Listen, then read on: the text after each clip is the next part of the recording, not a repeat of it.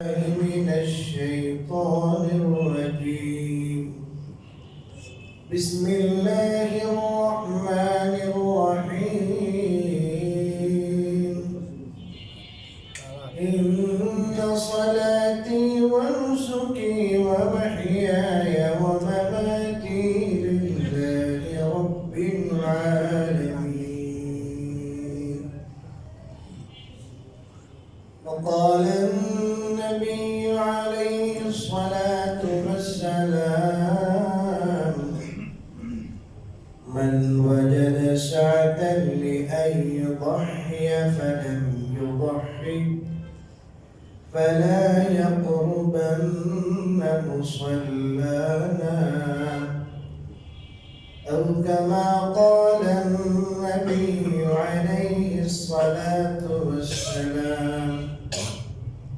بارك الله لنا ولكم في القرآن العظيم، ونفعنا وإياكم بالآيات والذكر الحكيم. اللهم أنت ربي لا إله إلا أنت، خلقتني وأنا عبدك وأنا على عهدك ووعدك ما استطعت. أعوذ بك من شر ما صنعت، وأبوء لك بنعمتك علي وأبوء بذنبي فاغفر لي، فإنه لا يغفر الذنوب إلا أنت.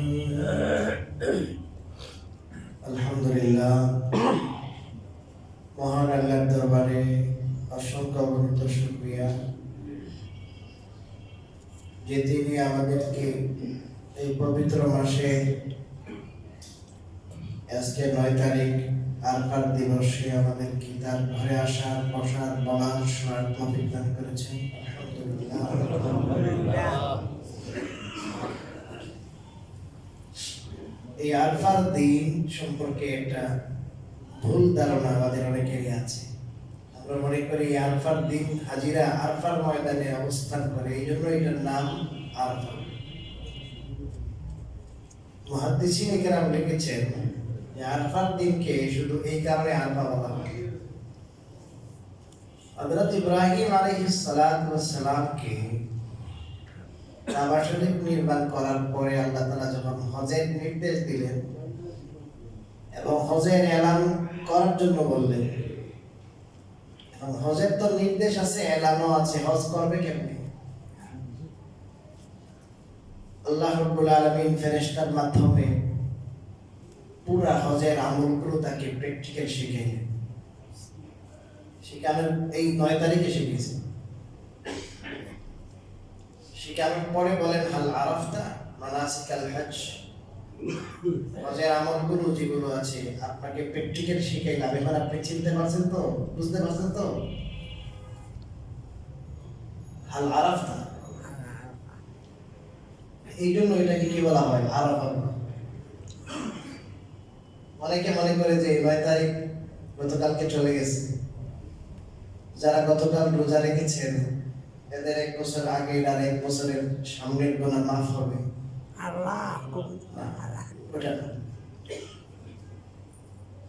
গতকালকে যখন আরফা চলে তখন কোথাও কোথাও ১০ তারিখ হয়ে গেছে। এখানে ওই আরফার দিনের একটা অংশে কোথাও কুরবানি চলতেছে। এখন যদি বলেন যে সারা পৃথিবীতে ওই ৯ তারিখে রোজা হবে, তাহলে কুরবানি বাদ দিয়ে রোজা করতে। কোন জায়গায় হইতেছে আপনার সূর্যাস্ত হচ্ছে, কোন জায়গায় সূর্য উঠতেছে, কোন জায়গায় ১২টা হইতেছে, কোনটায় আপনার ৫টা হইতেছে।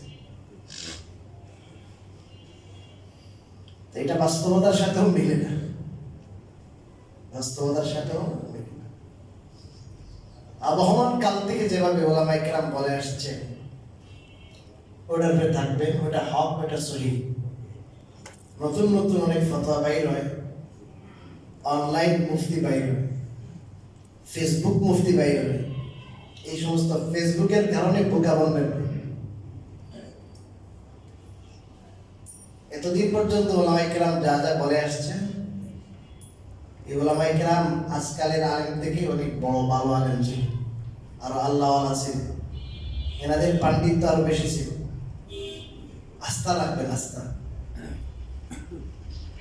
আজকালকের যুবকরা, বিশেষ করে যুবকদের কথা বলছি, দিকহারা হয়ে গেছে, যাবে কোথায়? এই ফেসবুকে কিছু তথ্য পায়, মোবাইলে কিছু, ইউটিউবে কিছু, মানে সে নিজেও ভুল বুঝে এবং মানুষকে ভুল বোঝানোর চেষ্টা করে। এসে মসজিদে আরেক ধরনের নামাজ শুরু করে, ফতোয়া সৃষ্টি করে, বিভ্রান্তি সৃষ্টি। এরকম যদি কোনো আপনার বিভ্রান্তি আসে, আপনি আসেন আমাদের কাছে, বসেন, হুজুর এই বিষয়টা এমন, এরকম তো হাদিস আছে, এটার সমাধান কি? একটু বসেন, কথা বলেন। কিছু না বুঝে না বসে ফতোয়া বাড়ি দিলেন, ঠিক না। হাদিস শরীফে রাসূল কারীম সাল্লাল্লাহু আলাইহি ওয়াসাল্লাম ভবিষ্যৎবাণী করেছেন, ভবিষ্যৎবাণী করেছেন এদের ব্যাপারে। ইন্নাল্লাহা লা ইয়াকবিজুল ইলমা ইনতিজাআন ইয়ানতাজিউহু মিনাল ইবাদ। আল্লাহ তাআলা ইলমে দ্বীনকে মানুষদের থেকে ছিনাইয়া দিবেন না, যে এলেমে আছে তোমার থেকে আমি ছিনাইয়া ডাকাতের মতো ছিনাই নিয়ে গেলে এরকম। তো এলেম আল্লাহ উঠাইবেন কেমনে? ওয়ালাকিন ইয়াকবিজুল ইলমা বিকবদিল উলামা। আল্লাহ এলেম উঠাইবেন বড় বড় আল্লাহওয়ালা আলেমদেরকে উঠায়। আল্লাহওয়ালা বড় আলেম যারা হাক্কানি আলেম, এদেরকে আল্লাহ ক্রমান্বয়ে উঠাই নেবে। তো হক্কানি আলেম দুনিয়া থেকে যাবেন, তার সাথে তার এলেমও কবরে চলে যাবে। হাত্তা ইযা লাম ইউবকি আলিমান ইত্তাখাযান নাসু রুসান জুহালা। তখন আল্লাহ তাআলা যখন কোনো ভালো আলেম রাখবেন না, হক্কানি আলেম রাখবেন না, তখন মানুষ তাদের নেতা বানাইবে জাহেলদেরকে। মানুষ মনে করবে এদের অনেক আলেম, অনেক আলেম, অনেক হাদিস জানে, অথচ আল্লাহ রাসূল বলে এরা জাহেল, এরা আলেম না। পাবলিকে মনে করবে অনেক জানে, অনেক জানতা, অনেক হাদিস জানে, অনেক রেফারেন্স আছে, আল্লাহ রাসূল বলেন এরা জাহেল। এদেরকে কি বানাইবে? নেতা বানাইবে। ফাসুইলু ফাআফতাউ বিগাইরি ইলমিন ফাদাল্লু ওয়া আদাল্লু। খুব খেয়াল করে শুনে হাদিসটা, ভবিষ্যৎবাণী।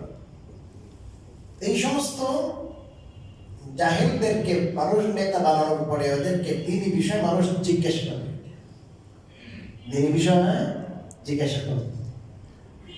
তাদের কাছে পর্যাপ্ত ইলম না থাকার পরও তারা ফতোয়া মারি দিবে। ফতোয়া যদি না দেয় তাহলে মানুষের মনে করবে কি আমাকে নেতা, আমাকে অত বড় হুজুর, কি জানে না, মাসালাই জানে। ফাআফতাউ বিগাইরি ইলমিন, ইলম ছাড়া ফতোয়া দিবে। রাসূল বলেন ফাদাল্লু, এই ইলম ছাড়া, পর্যাপ্ত ইলম ছাড়া, গভীর ইলম ছাড়া তারা কি দিবে? ফতোয়া দিবে। তার নিজেও গোমরা হবে, যাদেরকে ফতোয়া দিবে তাদেরও তারা গোমরা বানাবে। তো ইলম অনেক জরুরি জিনিস, যেগুলো সিনার থেকে সিনায় ইলম ওটা আসলে মনে রাখবে। অনেক বিভ্রান্তিকর অনেক তথ্য আসে, এগুলোর কারণে আমরা বিভ্রান্ত হয়ে যাই। আমরা বিভ্রান্ত হব না। আচ্ছা, আমি আপনাদের সামনে কোরআনে কারীমের একটি আয়াতের অংশ তেলাওয়াত করেছি।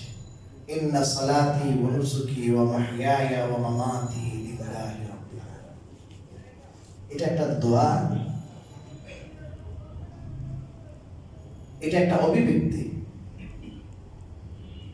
হযরত ইব্রাহিম আলাইহিস সালাতু ওয়াস সালামের কথা আল্লাহ কোরআনে নকল করেছেন, উদ্ধৃত করেছেন।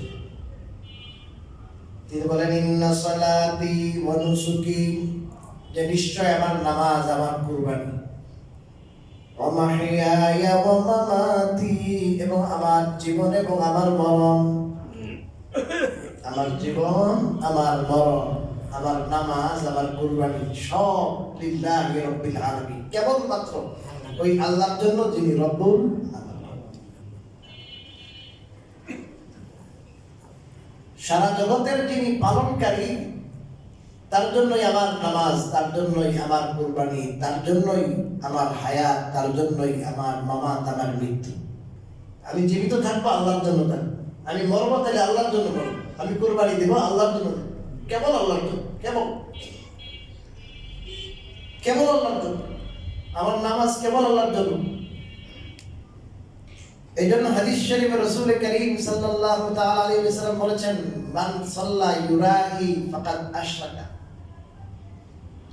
আপনারা জানেন কালিমার পর সবচেয়ে বড় আমল হলো, ইবাদত হলো নামাজ। কিন্তু এই নামাজটা শিরিক হয়ে যায়। বলেন নামাজ কি হয়? নামাজ শিরিকের বিরুদ্ধে। মানুষ যে একত্ববাদ স্বীকার করে মুখ দিয়ে, এই একত্ববাদ স্বীকার করার পরে এটা প্র্যাকটিক্যাল ভাবে বাস্তবে এই একত্ববাদের রূপ দেওয়ার সবচেয়ে বড় মাধ্যম হলো নামাজ। যে আমি বাস্তব যে এক আল্লাহরে মানি, এই জন্য আমি আর কোনো কিছু পূজা করলাম না, আমি আমার আপাদমস্তক আমি অবনত করে দিলাম, আমার ললাটকে, কপালকে, আমার সর্বোচ্চ সম্মানিত অঙ্গকে পর্যন্ত আমি মাটির সাথে মিশাইয়া দিলাম। কার সামনে? আল্লাহর সামনে। আমি এত বিনীত হইলাম। বিনয় প্রকাশের এর চেয়ে বড় কোনো মাধ্যম নাই। বিনয়, নম্রতা, আল্লাহ রাব্বুল আলামিনের সামনে নিজেকে এইভাবে আপনার মিলাইয়া দেওয়া, মিঠাই দেওয়া, মাটির সাথে মিশাই দিতে। যে আল্লাহ, আমার ললাট, আমার কপাল, আমার এই চেহারা পর্যন্ত আমি মাটির লোকে মিশিয়ে দিলাম। মাটি মানে পায়ের লেভেলে নিয়ে গেছে, পা যেই লেভেলে ওই লেভেলে।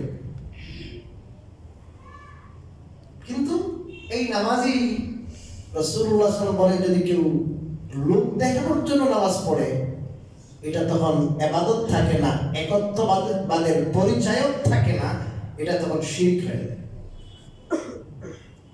মান সাল্লা ইউরাহি, যে ব্যক্তি নামাজ পড়ে উদ্দেশ্য মানুষকে দেখানো, ফাকাদ আশরাকা, সে শিরক করলো। কি করলো? শিরক। শিরক মানে ওই লোক কাফের হয়ে গেছে এমন না। শিরক দুই প্রকার, একটা হলো শিরকে আকবার, আর একটা হলো শিরকে আসগর। একটা হলো বড় শিরিক, আর একটা ছোট শিরিক। বড় শিরিকের কারণে মানুষ সাথে সাথে ইসলামের গণ্ডির থেকে বের হয়ে মানুষ কাফের হয়ে যায়, আর ছোট শিরিকের দ্বারা মানুষ ইসলামের গণ্ডি থেকে বের হয় না, বাট এটা কবিরা গুনার মধ্যে একবারে ফার্স্টে আছে, একবারে ফার্স্টে। ইমাম ইবনে হাজার হাইসামি রাহমাতুল্লাহি আলাইহি, বড় মুহাদ্দিস, বড় ফকিহ, বড় আলেম, কিতাব লিখেছেন, কবিরা গুনার লিস্ট দিয়েছেন, এবং প্রত্যেক কবিরা গুনার কি কি আপনার ক্ষতি আছে, কোরআন ও হাদিসে কি বিভীষিকাময় আযাবের কথা আছে, অনেক বড় একটি কিতাব লিখেছেন। ওইটার নাম হলো আয-যাওয়াজির আন ইকতিরাফিল কাবায়ের। আয-যাওয়াজির আন ইকতিরাফিল কাবায়ের কিতাবে অনেক বড়, 2 ভলিউম, কোথাও 3 ভলিউম। পুরো কিতাব দেখলাম, ওখানে 500 কম, আমার গণনা অনুযায়ী 463টা কবিরা গুনার কথা আছে ওই কিতাবে। আমাদের তো খবরই নেই, 463 কবিরা গুনাহ বিস্তারিত বয়ান করেছেন। ওখানে 2 নম্বর কবিরা গুনার কথাই লিখছেন, আশ-শিরকুল আসগরু ওয়া হুয়া রিয়া। 1 নম্বর শিরকে আকবর, আর 2 নম্বর শিরকে আসগর ওয়া হুয়া রিয়া, এটা হলো লোক দেখানো। কি দেখানো? লোক দেখানো।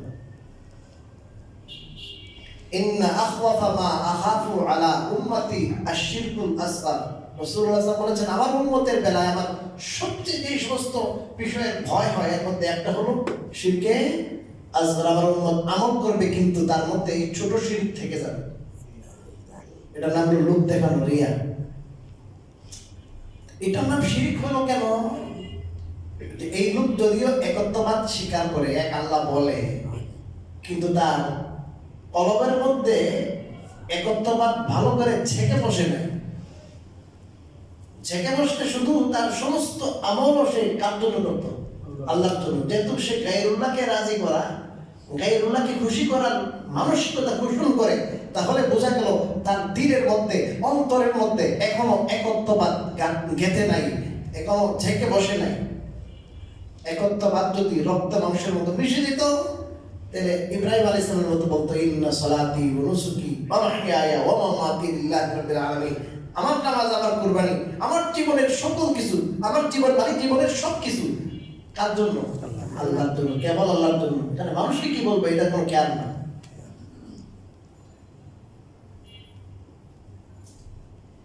এই জন্য ভাই, আমরা যে কুরবানি করবো, বারবার এই কথাটা আসতেছে, বলাটা যত সহজ ভাই, করার খুব কঠিন জিনিস। কেবলমাত্র কার জন্য বলেন? আল্লাহর জন্য। আরেকটা মাসালা বলি, আপনারা অনেকেই মাসালা বলার পরেই চিন্তা করবেন যে হুজুর কি বললো। আপনি যদি গোশত খাওয়ার নিয়ত করেন, এতদিন শুনে আসছেন, গোশত খাওয়ার নিয়ত করলে কি হবে? এটা কুরবানি হবে না, বিলকুল হবে। গোশত খাওয়া এটা আল্লাহর হুকুম। কি হুকুম বলেন? আল্লাহর হুকুম, আল্লাহর পক্ষ থেকে দাওয়াত। আপনি যদি কি করেন, মানুষকে দেখানোর উদ্দেশ্য না থাকে, গোশত খাওয়ার উদ্দেশ্য থাকে, কোনো কি হবে না, পরিষ্কার কিতাবের কাজ, আমি গোশত খাবো, এটা আল্লাহ কি হালাল রিজিক, আল্লাহর পক্ষ থেকে দাওয়াত, কোনো অসুবিধা নেই। এটা কতগুলো ভুল মাসালা আমরাও অনেকে কি বলেছি। মাওলানা আব্দুল রাহিক সাহেব এটা কি খুব পরিষ্কার ভাবে আল কাউসার এই করছে আগে 2 বছর আগে। এই জন্য লোক দেখানোর নিয়ত করা যাবে না, যে আমি যদি ছোটটা দেই মানুষ কি বলবো, এইটা একটু বড়টা দেই, তারা খেয়ে গেছে। হ্যাঁ, কি বলেন? একটু বড়টা যদি হয় মানুষ, এখন দেখা যাচ্ছে প্রায় আপনার গরু কেনার সাথে সাথে ফেসবুকে দিতেছে, দেখেন কেমন হলো আমারটা। আরে ভাই, আপনি যদি আল্লাহর জন্য করলেন, তাহলে ফেসবুকে দেন কেন? কেন ফেসবুকে দিচ্ছেন গরুটা? আপনার বুকে থাকবে, আপনি ফেসবুকে থাকবেন। বাস আপনি কোরবানি করবেন আল্লাহর জন্য, হাকডাক নাই, হাকডাক নাই, হাকডাক ছাড়াই আল্লাহ আপনাকে করেন, কোরবানি আল্লাহর জন্য করেন। গত সপ্তাহে বলেছিলাম কোরবানি 52.5 ভরি রূপা, কোরবানির 3 দিন, আগামীকালকে ফজর থেকে নিয়ে সাদিক থেকে নিয়ে শুরু হবে কোরবানির টাইম। এটা থেকে নিয়ে একবারে সূর্যাস্ত 11-12 তারিখ, কালকে 10 তারিখ, তারপরে 11, তারপরে 12 তারিখ, সূর্যাস্তের ভিতরে 3 দিন। যদি আপনি 52.5 ভরি রূপা বা তার সমপরিমাণ সম্পত্তির মালিক থাকেন, অপ্রয়োজনীয় যত জিনিস আছে, আপনার যন্ত্রপাতি যেগুলো কাজে লাগে না, কাপড় চোপড় কাজে লাগে না, ওয়ার্ডরোবের মধ্যে অনেক জিনিস আছে এগুলো সাজায় রাখছেন, কাজে লাগে না, সব মিলে যদি 52.5 ভরি রূপার সমান হয়, আপনার উপর কোরবানি ওয়াজিব। 52.5 ভরি এখন বর্তমানে 1900-2000, আমি দাম জিজ্ঞাসা করছি, 1900-2000, ভালোটা 2000 পাওয়া যায়। তো ধরেন 1 লাখের কাছাকাছি, কম বেশি কি কথা বলেন? 1 লাখ। এই 1 লাখ টাকার সম্পত্তি হবে না এমন মানুষ খুব কম হয়ে আছে। কি আছে ভাই? এত বেশি মানে কড়াই গন্ডা হিসাব করে দেখা যায় ভাই আমার 80 হয়েছে, আমি কোরবানি আসবে না, এরকম করার কোরবানি করলে সব তো আছে। কি আছে ভাই? সব তো আছে। তাহলে আবার কোনো মতে যদি কোরবানি থেকে বাঁচা যায়, এমন মানসিকতা পোষণ করা উচিত না। সবসময় তো খেতেছে, গোশত খান। এই যে একটা ছাগলের দাম 10,000 টাকা, একটা 10,000 টাকা খরচ করেন, এটা তো আপনি খাবেন।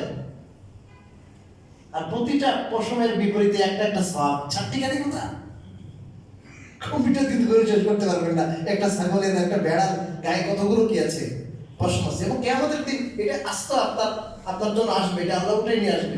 ওয়াইন্নাহু ইয়াতি ইয়াউমা ইয়াতি ইয়াউমাল কিয়ামা বিকুরুনিহা ওয়া আযলাফিহা ওয়া আশআরিহা।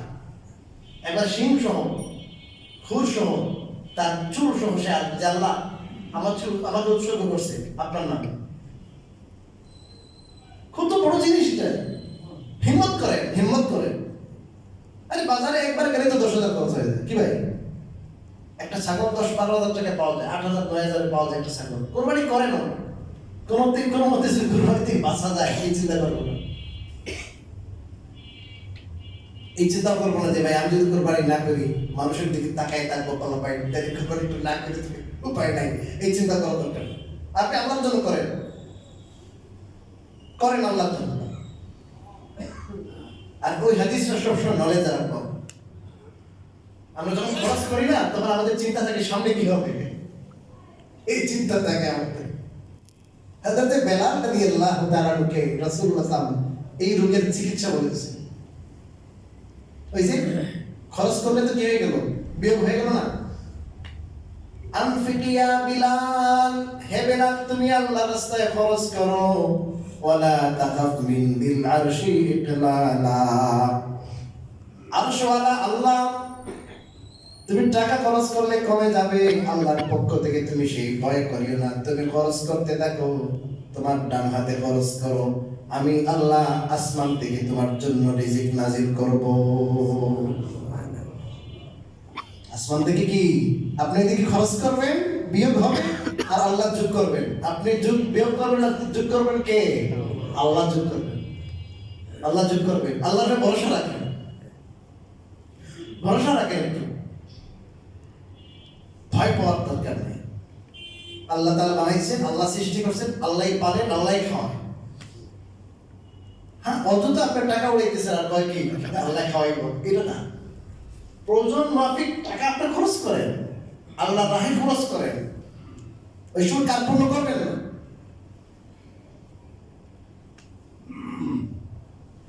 তাহলে আপনার কোরবানি আপনি করেন। আর আপনার বাচ্চাদের কোরবানি সদকায়ে ফিতর যেমন বাচ্চাদের পক্ষ থেকে দেওয়াও ওয়াজিব, সদকায়ে ফিতর, কিন্তু কোরবানি নাবালেগ বাচ্চাদের পক্ষ থেকে দেওয়া ওয়াজিব না। তবে কোরবানি আপনি বাবা হিসেবে যদি বাচ্চাদের পক্ষ থেকে দেন, এটা মুস্তাহাব, বেটার, এটা উত্তম সওয়াবের কাজ। গরুটা দিলেন, সাধারণত আছে আমার ছেলের নামে, অমুকের নামে, আপনি দেন। আর রাসূল করিম সাল্লাল্লাহু আলাইহি ওয়াসাল্লামের জন্য যদি একটা দিতে পারেন খুবই ভালো। হযরত আলী রাদিয়াল্লাহু তাআলা রাসূলুল্লাহ সাল্লাল্লাহু আলাইহি ওয়াসাল্লামের একজন সাহাবী এবং আপন চাচাতো ভাই এবং বড় আলেম সাহাবী, এবং সবচেয়ে বড় করে ছিলেন জামাই, জামাই হযরত ফাতিমা রাদিয়াল্লাহু তাআলা আনহার স্বামী ছিলেন, কিন্তু গরীব ছিলেন, ধনী না, বড় আলেম ছিলেন। সাহাবাদের মধ্যে 6 জনের মধ্যে একজন ছিলেন, সাহাবাদের মধ্যে একবার ফার্স্টের মধ্যে যারা আলেম, হযরত আব্দুল্লাহ ইবনে মাসউদ আর হযরত আলী, এই দুইজন সাহাবীর মাঝে সমস্ত সাহাবাদের ইলম ছিল। হযরত ইমাম মুসলিম ইবনে আজদা রাহিমাহুল্লাহ বলেছিলেন এত বড় ইলম আছে।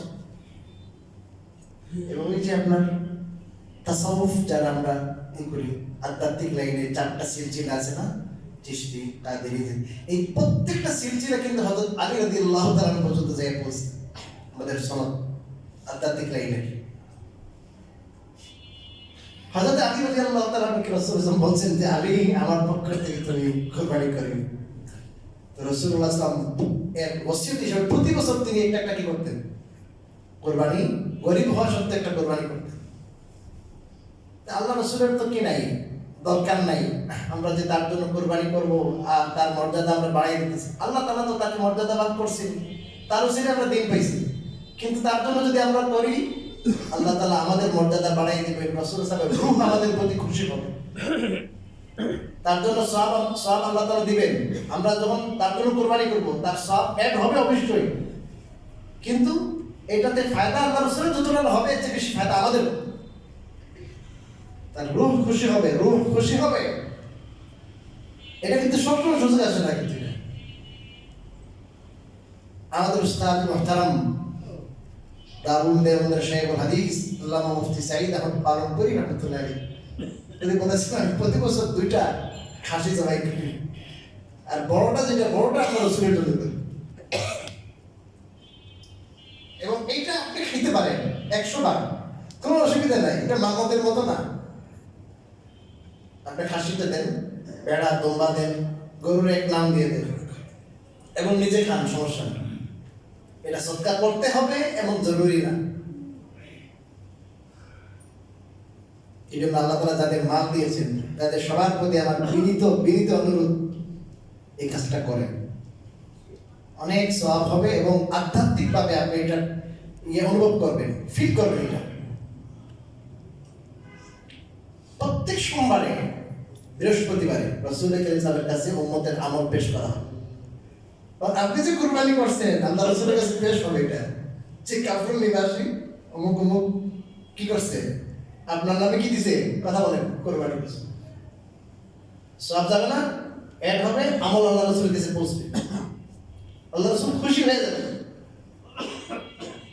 চেষ্টা করুন। আরেকটা মাসালা অনেকে জিজ্ঞাসা করে, জরুরি মাসালা, খেয়াল করে শুনবেন। অনেকে জিজ্ঞাসা করে, হুজুর আমরা কোরবানিতে 6 জন আছি, 6 জনের 6 নাম, একটা অংশ থাকবে, তো একটা অংশ আমরা 6 জনে বন্টন করে নিয়ে নিব, এই 6 জনে মিলা একটা অংশ রাসূলুল্লাহ সাল্লাল্লাহু আলাইহি ওয়াসাল্লামের নামে দিব। এটা মাসালা ইখতিলাফি মাসালা, সংখ্যাগরিষ্ঠ মুহাক্কিক উলামায়ে কেরামের মতে এটা হবে না। কেন হবে না? কারণ কোরবানির প্রত্যেকটা অংশ, প্রত্যেকটা ভাগ একজনের পক্ষ থেকে হইতে হবে। কারণ আপনি এক শরীক, এক নামের মধ্যে আপনি 6 জন কি হয়ে গেলেন, শরীক হয়েছেন কয়জন? 6 জন না? এই জন্য এটা হবে না। এটা নিয়ম কি? এটার নিয়ম হলো একা একজনে করবে। এখন যদি তৌফিক না থাকে তাহলে সবাই একজনকে টাকার মালিক বানাই দেবে। টাকা আপনারা দিবেন না, যে ভাই এখানে মনে করে 15,000 টাকা পড়ে, এক অনুষ্ঠান 20,000 টাকা পড়ে, 19 টাকা তো উনি দিবেই, আর 5 জন আছে না, এই 5 জনে যে টাকাটা, ওই টাকাটা ওনাকে হেবা করবে, হেবা দান করবে, যে আপনাকে দিলাম, আপনি কি করে নেবেন? আল্লাহ রাসূলের নামে দিয়ে দিন। টাকা তো আপনারা দিচ্ছেন না, এই জন্য সব হয়ে যাবে আপনাদের, আপনারা কিন্তু মালিক বানাই দিচ্ছেন। এখন উনি যদি ওনার স্বেচ্ছায়, উনি যদি একটু পুষ্টের অংশ আপনাদেরকে দেয়, পুষ্টের অংশ যদি আপনাদেরকে স্বেচ্ছায় দেয়, না দেওয়া তো আপনাদের মালিক বানাই দিচ্ছে, সে তো মালিক হয়ে গেছে। আর স্বেচ্ছায় যদি উনি দেয়, এটা কোনো অসুবিধা নাই, দিতে পারবে। কথা কি বুঝতে পারছেন ভাই?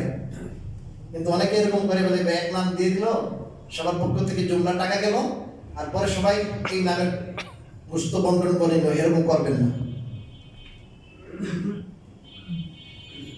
মা বাবার নামে কোরবানি, মা বাবার নামেও যদি কোরবানি করতে চান, তাহলে মা বাবার নামে কোরবানি করবেন, একজন মালিক হয়ে করতে হবে।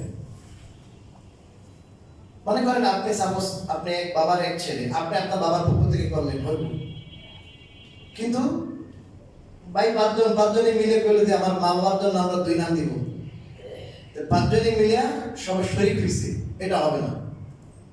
একজনকে কি বানাই দিতে হবে বলেন? মালিক বানাই দিতে হবে। এক নামের মধ্যে 2 জন, 3 জন, 4 জন, 5 জন শরীক হতে পারবে। কথা কি বুঝতে পেরেছেন? মা বাবার নামে দেওয়া খুব জরুরি। মা বাবার রূপ খুশি হয়, এনাদের সব বন্ধ, এখন অ্যাকাউন্ট বন্ধ, তো এনাদের জন্য যখন কোরবানি করবেন, এনাদের অ্যাকাউন্টে কি যায়, কি বসবে, সব বসবে। খুব জরুরি মা বাবার নামে করা।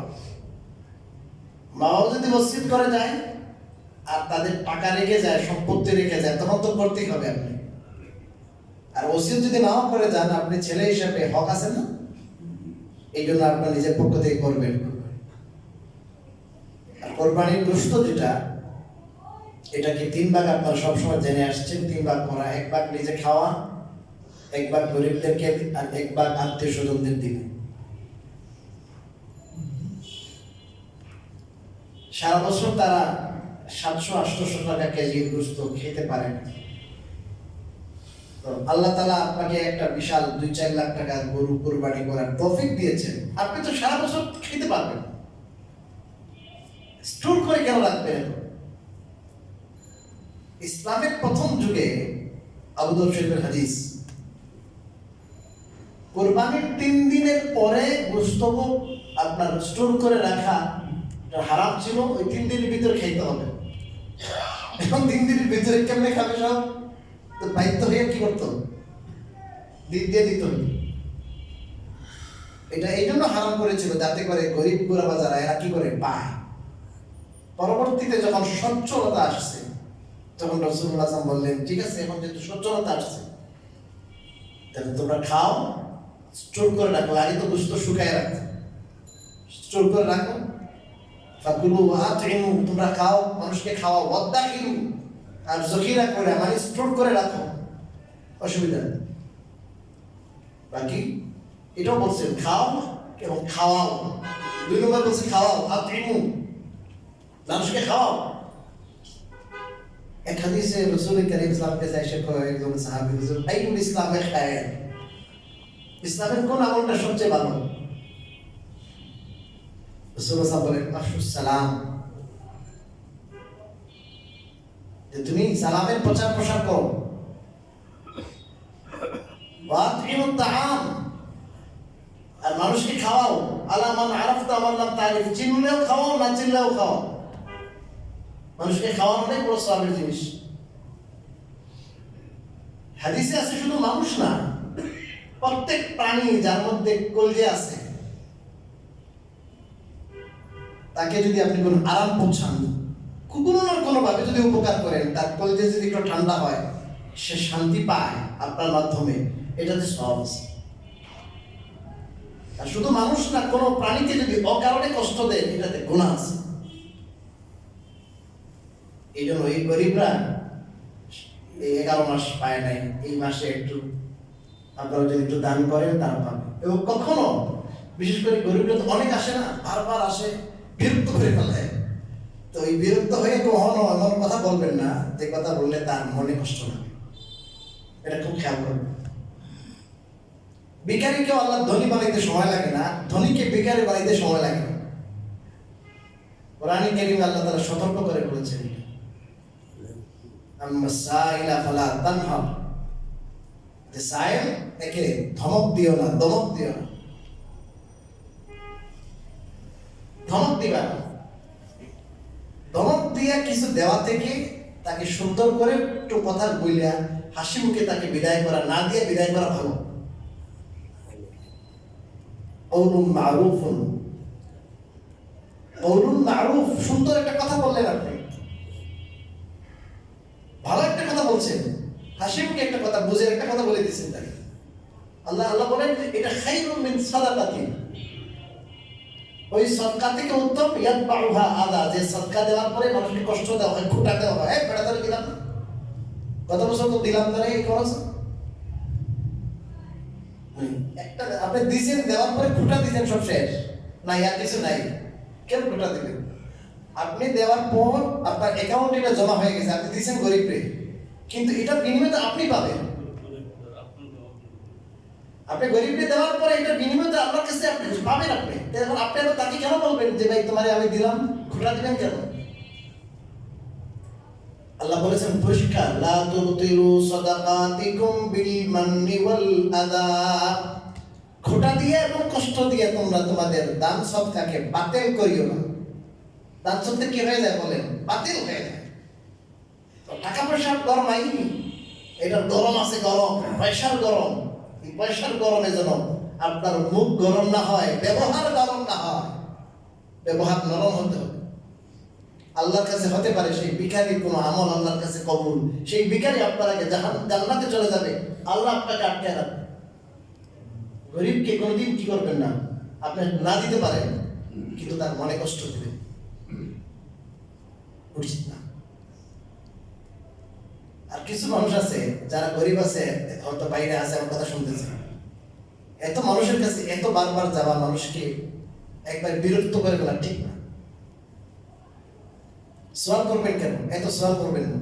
আল্লাহ তাআলা 11 মাস আপনাকে না খাওয়াই রাখছে, আপনার কাছে উচিত তো হলো ধনী যারা এরা পৌঁছাই দেবে, আপনার আশেপাশে পাড়া প্রতিবেশী যারা আছে ওরা পৌঁছাই দেবে। এত আপনি যান কেন মানুষের কাছে? প্রত্যেকের একটা কি আছে, সম্মান আছে না? সম্মান, এই সম্মানকে আপনি নিজেকে সম্মানী আল্লাহ বানিয়েছেন, সম্মান খাইবেন কেন আপনি? চাওয়া ঠিক না, চাওয়া ঠিক না। আপনি না চাই আল্লাহর কাছে চান, আল্লাহ মানুষের মনের মধ্যে ঢেলে দিবে যে এই লোকের কাছে যাও, তা আপনি সম্মানের সাথে পাইবেন। এটা আপনি সারাদিন খুঁজে 1 কেজি 2 কেজি পাইবেন। আপনি যখন আল্লাহর কাছে চাইবেন, মানুষের কাছে আপনার ইজ্জতটা আপনি খাইবেন না, দেখবেন 2, 4, 5 কেজি আপনার কাছে এমনি এসে গেছে। কেন চাইবেন? মন থেকেও চাইবেন না, আল্লাহর কাছে চাইবেন। যাদের কাছে আমার মাইকের আওয়াজটা পৌঁছতেছে, এত চাইবেন না। কেউ কেউ আছে তো কয় যে এখানে ফ্রিজও আছে, কিন্তু রাখে অনেক খাটি পায়, অনেক জমা করে ফেলা। হ্যাঁ, বাজার নিয়ে বলতেছে বাজার বিক্রি করে। কেন ভাই? দরকার নেই। আত্মীয় স্বজনদেরকে দিবেন, দিনদার পরহেজগার মানুষ, এদেরকে দিবেন, খুশি হয়ে যাবে। জবাই সংক্রান্ত কয়েকটা মাসালা বলি, আরো 2-3টে মাসালা বলে শেষ করতেছি। জবাই সংক্রান্ত কয়েকটা মাসালা। 1 নম্বর মাসালা, জবাই করার জন্য হুজুর জরুরি না। মনে রাখবেন, আপনি যদি জবাই করতে পারেন, নিজের কুরবানি নিজে করা উত্তম, বেটার, যে আপনি কোরবানি করবেন। আপনি যদি পারেন না, আপনার সাহস নাই, ভালো করে পারেন না ইসলামী তরিকায়, তাহলে হুজুরকে দিয়ে করান।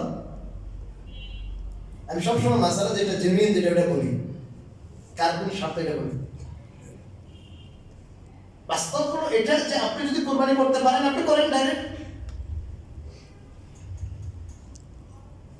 ছুরিটা ধার দিবেন, হাদিসে আছে ইন্নাল্লাহা কাতাবাল ইহসানা ফি কুল্লি শাই। সব কিছুর ক্ষেত্রে আল্লাহ সুচারুভাবে করার জন্য নির্দেশ দিয়েছে।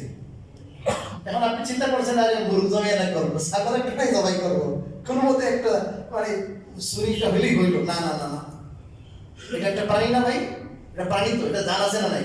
এটা জান আছে। এই জন্য ফিকহের কিতাবে পরিষ্কার লেখা আছে, একটা জীবন্ত প্রাণীকে আরেকটা জীবন্ত প্রাণীর সামনে জবাই করবেন না। যখন জবাই করবেন তার মানসিক কষ্ট হয়, কথা বুঝলেন না? আড়ালে জবাই করবেন, আড়ালে, যাতে করে তার মানসিক কষ্ট না হয়। এটুকু পর্যন্ত শরীয়তে লেহাজ করা হয়েছে যেন তার মানসিক কষ্ট না হয়। আমরা এর শোয়ার পরে এই ছুরিটা আনো, এই খসাই বাইরে দেখি দেখছেন কি আপনার দুইজনে ধরে একবার মুহূর্তের মধ্যে শেষ করে নেয়। আমরা ডাকতে ডাকতে আনন্দ করতে করতে শেষ। জবাই করতে না যতটা কষ্ট, এর শোয়ানোর পরে 2-3 মিনিট আর বেশি কষ্ট হয়। হাড়ের উপরে চাপ পড়ে, হাড়ের উপরে পাবে। শোয়াইবেন, সাথে সাথে কি করবেন? কলের কাম বলে হয় না, একটা কথা আছে না, এটা জানতে হবে। কলের কাম বলে হয় না, সিস্টেম, ওই সিস্টেমে করবেন, যে সিস্টেমে আপনার জানা আছে, বেশি প্রবীণ মানুষ বেশিরভাগ, আপনারা ওই সিস্টেমে করবেন। গলা যেটা আছে, গলা ঘাটটা একবারে কোন ধরনের যেন খুশ না থাকে, টান টান থাকবে। যদি খুশ থাকে, এরকম গুছানো থাকে, তখন আপনার ছুরি দিয়ে কষ্ট হয়, কাটতে চায় না, খুব কষ্ট হয়। আর টান টান যদি থাকে, আর দুইজন ধরবেন, এদিক থেকে এদিক থেকে একবারে টানাই ধরবেন, সাথে সাথে কেটে দেবে। এবং ছুরিটা খুব ধার হতে হবে। আপনি 1 লাখ 2 লাখ 4-5 লাখ টাকা এত বড় গরুই করছেন, আপনি 5 বছর আগে ছুরি এটা হইব। আপনি 5-6 হাজার খরচ করেন, ভালো একটা ছুরি, ধারালো একটা ছুরি দিয়ে জবাই করবেন। খুব খেয়াল করবেন, বিসমিল্লাহি আল্লাহু আকবার বলা এটা ফরজ, এটা ফরজ। আপনি যদি জবাই করেন, আপনার সাথে যদি ছুরিতে কেউ ধরে, তার জন্য ফরজ। আর যারা ছুরিতে না, এমনি ধরাতে সাথ দেওয়া লাগে না, পায়ে এখানে ওখানে, অনেকে মনে করে এদের উপরও ফরজ না। আপনারা পড়লে পড়তে পারেন, মূল যারা জবাই করতেছে, ছুরি চালাইতেছে, শুধু তাদের উপরে কি ফরজ। আর এমনি গলায় ধরছে, এই সাইড মাথায় ধরছে, টান দিয়ে ধরছে, ওদের উপরে কি না বলেন ফরজ। বললে বলতে পারে, অসুবিধা নেই। ক্লিয়ার হচ্ছে মাঝে?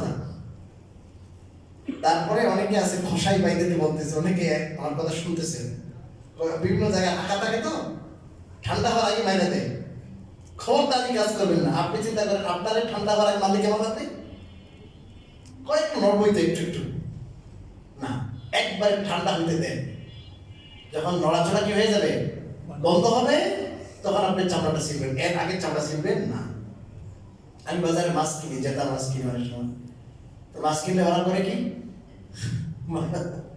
মাছ কিনলে ওরা করে আগেই আপনার লেজ কাটা শুরু করে, মাথাটা কাটার আগেই আপনার পুরাটা, আপনার যদি আছে না, হাঁস আছে না, হাঁস উঠানো শুরু করে। আমি বললাম না, এরকম হলে মাছ নিব না। আপনি আগে মাছ জবাই করেন, কাটেন, কাটার পরও কিন্তু হাঁসগুলো পালানো যায়। একটু আপনার অসুবিধা হবে, কিন্তু তার সুবিধা হবে। এদের সুবিধার জন্য মাছগুলো একটা একটা করে সংখ্যাই না, আপনার জবাই করার আগে 5-7টা মাছ 5-7 মিনিট 10 মিনিট মতো রেখে দিতেছে। এইগুলো পাশগুলো কাটে, লেজ কাটে, আপনার সাইড যেগুলো আছে না, সাইডের হাড়গুলো কাটাগুলো কাটতেছে, কি পর্যন্ত কষ্ট হইতেছে, রক্ত বের হইতেছে, এরকম খবরই নেই। এর করতে করতে কিন্তু মনটা ভাসান হয়ে গেছে। যে কোনো প্রাণীর ব্যাপারে সদয় হবে, সদয়। যে আমার যেমন একটা প্রাণ আছে, বড় কি আছে বলেন, খালাস। আপনার মাছ কিনবেন এরকম যে ভাই একদিন এরকম করে দিবেন, আগে আগে জবাই করবেন, এরপর সবাই যদি আপনার কাস্টমার যদি অ্যাক্টিভ হয়ে যায়, সতর্ক হয়ে যায়, ওরা কার কাছে বিক্রি করবে? এরকম প্রত্যেকটা পশু ঠান্ডা হয়ে যাওয়ার পর যখন নড়াচড়া বন্ধ হবে তারপরে আপনার ছেড়বেন, এর আগে না। আর চামড়ার মশলা কি? চামড়ার মশলা, চামড়া আপনি খাইতে পারবেন, খাওয়ার প্রক্রিয়া আছে, যদি খাইতে চান খাইতে পারবেন, কাউকে দিতে চান দিতে পারবেন, হাদিয়া দিতে পারবেন। আর চামড়া বিক্রি করে নিজে পয়সা খাইবেন, এটা জায়েজ নাই। এটা তো কার জন্য হয়ে গেছে? আল্লাহর জন্য। এই জন্য এটা সবচেয়ে বেটার হলো আপনি গরিবকে দিয়ে দিবেন, মাদ্রাসায় দিয়ে দেন। কি দিয়ে দেন? মাদ্রাসায় দিয়ে দেন। আর যদি আপনার টাকা পয়সা কম থাকে, আপনার কিছু হুজুর আমার 100-200 টাকা দিলে, আর দুই পাশে অনেক গরিবরা আসে, তো এটা আপনি বলতে পারেন। এমনি যদি দিয়ে দেয় আরো বেশি কম। এটা চামড়ার মশলা। আসলে আরেকটা মশলা খুব ভেরি ভেরি ইম্পর্টেন্ট। আপনাদের অনেকেই ঘরের মধ্যে চাকর রাখেন, কাজের বুয়া রাখেন, দোকানে অনেকেই কাজের লোক রাখেন না, তাদের সাথে আপনাদের কমিটমেন্ট থাকে যে তাকে 3 বেলা কি করবেন? খাবার দিবেন। কাজের বুয়া যিনি আছেন ওনাকে 3 বেলা 2 বেলা আপনি কি দিবেন? খাবার দিবেন। এবং তাকে যদি আপনি এই 3 বেলা খাবার আপনি যদি গরুর গোশত দিয়ে, কোরবানির গোশত দিয়ে খাওয়ান, এটা হবে না, জায়েজ হবে না। হুজুর কোরবানির দিয়ে কি করবেন? তারা কোরবানির দিন তারা আপনি একটা ডাল দিয়ে, একটা আলু ভাজি দিয়ে, শাক দিয়ে দিবেন, একটু সাথে আপনি কি দিবেন? গোশত দিবেন, একবারে যত আইটেম আছে সব দিয়ে দিবেন। এবং তারে যত সামান্য খাবার যখন তার সামনে রাখবেন, আপনি অন্য কিছু বিকল্প থাকবে, তখন আপনার জন্য কি হয়ে যাবে? 100% হালাল হবে এবং আরো উত্তম হবে। কারণ আপনি যখন গোশত খাওয়াবেন, শুধু গোশত, সেরেফ গোশত, তখন এটা আপনার ওই কাজের কি হয়ে গেল? বিনিময় হয়ে গেল না? কথা কি বুঝতে পেরেছেন ভাই? কোরবানির কোনো অংশকে আপনার যে কোনো কাজের বিনিময়ে বানানো জায়েজ নাই। এমনকি অনেকে আছেন কি যে ভাই, কসাই ভাই আপনি আমারটা জবাই করে দিবেন, 7 ভাগ বা 5 ভাগ করে দিবেন, আর বিনিময় হিসেবে আপনি চামড়াটা পেয়ে দেবেন, চামড়াটা তারা দিয়ে দিবেন। চামড়াটাকে বিনিময়, কসাইকে বিনিময় হিসাবে চামড়া দেওয়া সম্পূর্ণ হারাম। তোমার চামড়া দিব না, টাকা 500 দিন নেই, আছে না? নাই, এটা জায়েজ নাই। তা আপনি 1.5 লাখ 2 লাখ টাকা দিয়ে কি করতে পারলেন? গরু ক্রয় করতে পারলেন, আপনি কসাইটা 1-2 হাজার টাকা দিতে পারবেন না কেন? অল্পের জন্য আপনার কোরবানির মধ্যে ঝামেলা হয়ে যেতেছে। কোরবানির পশুটা আপনি দিয়ে দিচ্ছেন কারে? সম্পূর্ণ আপনার জন্য। এই ছোট ছোট মাসলা, এই মাসলাগুলো যদি একটু ভুল করেন তাহলে শেষ। এবার আসেন তাকবীরে তাশরিকের 1-2টা মাসলা বলি। আজকে বছর থেকে কি শুরু হয়েছে? তাকবীরে তাশরিক। প্রত্যেক ফরজ নামাজের পরে একবার সশব্দে সজোরে পড়া ওয়াজিব। চাই আপনি একাকী নামাজ পড়েন, চাই জামাতে, জামাতে নামাজ পড়তে তো হবে। যদি আপনার কোনো ওজরে জামাতে নামাজ পড়তে না পারেন, একাকী নামাজ পড়ার পরও একবার বলা ওয়াজিব, একাধিকবার না। আল্লামা স্বামী ফতোয়া, স্বামীকে লিখেছে একাধিকবার না, একবার জোরে পড়বেন। বিশেষ করে যারা মাসবুক হন ওনাদের ক্ষেত্রে প্রায় দেখেছি ভুল হয়ে যায়। মানে মাসবুক হলে আর কি থাকে না, মনে থাকে না। জামাতে নামাজ পড়ার চেষ্টা করবেন। এই জন্য বিশেষ করে এই যে তাকবীরে তাশরিকের 5 দিন যদি আপনি মাসবুক হন, তাহলে ওয়াজিব ছুটে যাওয়ার সমূহ সম্ভাবনা থাকে। এই জন্য জামাতের সাথে তাকবীর উলায় যখন জামাতে শরীক হবেন, আপনি ভুলে গেলেও আরেক ভাই কি থাকবে? মনে থাকবে। পুরো জামাতে তো একজন মনে থাকবে না এমন না, কারো না কারো মনে হবে, আর আপনার কি হয়ে যাবে? ওয়াজিবটা আদায় হয়ে যাবে। ঠিক আছে ভাই, জামাতে নামাজ পড়ার কি করব? চেষ্টা করব। মহিলারা কি করবেন? মহিলারাও তাকবীর তাশরিক আজকে সকাল থেকে শুরু হয়েছে এবং কুরবানির পরের দিন, কুরবানির 3 দিন 10, 11, 12, 10, 11, 12 এবং এর পরের দিন 13 তারিখের আসর পর্যন্ত এই মোট 5 দিন মহিলারা আস্তে আস্তে নামাজের পরে কি করবেন বলেন? আস্তে আস্তে একবার বলবেন। কুরবানি যার উপর ওয়াজিব তিনিও, কুরবানি যার উপর ওয়াজিব না তিনিও। কথা খেয়াল করছেন? যার উপর ওয়াজিব না তিনিও পড়বেন। এই জন্য আমরা সবাই তাকবীর তাশরিকের মাসলাটা পড়ার চেষ্টা, আমরা একটু জানবো এবং আমরা আমল করার চেষ্টা করব। আর ঈদের দিন সকালে ভোরে ভোরে উঠব, ঈদের দিন সকালে গোসল করব এবং সুগন্ধি, উত্তম সুগন্ধি মাখবো, নতুন কাপড় যেটা আছে ওটাই পরতে পারে, নতুন কাপড় কেনার দরকার নেই। যদি কিনতে পারে কোনো অসুবিধা নেই। নতুন কাপড় যেটা সবচেয়ে বেস্ট, সবচেয়ে ভালো কোয়ালিটির ওটা পরবে। এবং ওই আল্লাহু আকবার, আল্লাহু আকবার, লা ইলাহা ইল্লাল্লাহ, আল্লাহু আকবার, আল্লাহু আকবার, ওয়ালিল্লাহিল হামদ জোরে জোরে পড়ে পড়ে আসবে। কি জোরে জোরে পড়তে পড়তে আসবে মসজিদে। এবং এক রাস্তায় আসে আরেক রাস্তায় যদি যাওয়ার ওয়ে থাকে তাহলে ওইটা উত্তম। এটা কি উত্তম। এবং কুরবানির দিন কোনো কিছু না খায়া কুরবানিতে আসবে, ঈদুল আজহার নামাজে আসবে। এবং ঈদুল আজহার নামাজটা তাড়াতাড়ি পড়া উত্তম, যাতে করে ঈদুল আজহার নামাজের সাথে সাথে আপনি যাইয়া কুরবানি করতে পারেন। এবং আপনার ফার্স্ট খাবারটা হবে কুরবানি কি দিয়ে বলেন? গোশত দিয়ে। কারো গ্যাস্ট্রিক থাকে, কারো একটু উপাস হয়ে গেলে আপনার আইবিএস এর সমস্যা, গ্যাসের সমস্যা, কোনো সমস্যা আপনি খেতে পারেন, আপনার জন্য উত্তম। এটা একটা মুস্তাহাব আমল। আপনি যদি করতে পারেন 10টা, হয়তো 10টা বাজবে, অসুবিধা নেই। আজকে তো বেশিরভাগ ম্যাক্সিমাম রোজা আছেন, ফজর আগে খাই বলে, ফজর আগে তাহাজ্জুদের সময় খাইয়েন, তারপরে 10টার সময় আপনার একটু কলিজা পোড়া খেয়ে ফেলবেন। এটা ভালো, উত্তম। কি ভাই, এটা কি উত্তম? এই জন্য এই কোরবানির ফাজাইল, কোরবানির মাসাইল জানবো, যাই না আমল করার চেষ্টা করবো। সর্বশেষ একটা কথা আপনাদেরকে আমি বলে শেষ করতেছি। সর্বশেষ সেটা হলো, সারা দেশে অনেক গরিব মানুষ, একবারে প্রান্তিক এলাকায় বহু মানুষ যারা কোরবানির গোশত 11 মাস দেখেও নেই। অনেক নন-মুসলিম ভাই, আমরা এগুলোতে কাজ করি আলহামদুলিল্লাহ, নন-মুসলিম, এদের ফ্যামিলিতে আপনার কোন কোরবানি হয়নি। তো আমরা চেষ্টা করতেছি এই সমস্ত প্রান্তিক এলাকায়, বিভিন্ন জায়গায় যারা গরিব, দুস্থ, অভাবী, তাদেরকে কোরবানি গোশত পৌঁছে দেওয়ার জন্য। তো অনেকে আলহামদুলিল্লাহ ছাগল দেন, কেউ গরুর একটা দেন, বা কেউ এরকম আছে গরু একটা দিয়ে দিতেছে, একটা গরু দিয়ে দিলাম, কোরবানি হয়ে যাবে আমার আব্বার নামে, আমার নামে। এরকম যদি কেউ থাকেন, আপনারা আমাদের সাথে যোগাযোগ করতে পারেন পূর্ণ আমানতদারির সাথে। আপনাদের একবারে একুরেট জায়গায় এই দুস্থ অভাবী মানুষ, তাদের কাছে আমরা আপনাদের এই হাদিয়া, আপনাদের কুরবানি 3 দিন থাকে, তো কুরবানি পশু অ্যাভেলেবেল আছে, পৌঁছে দেওয়ার চেষ্টা করব আমাদের ফাউন্ডেশনের মাধ্যমে। আল্লাহ রাব্বুল আলামিন আমাদের সবাইকে বোঝার এবং আমল করার তৌফিক দান করুন।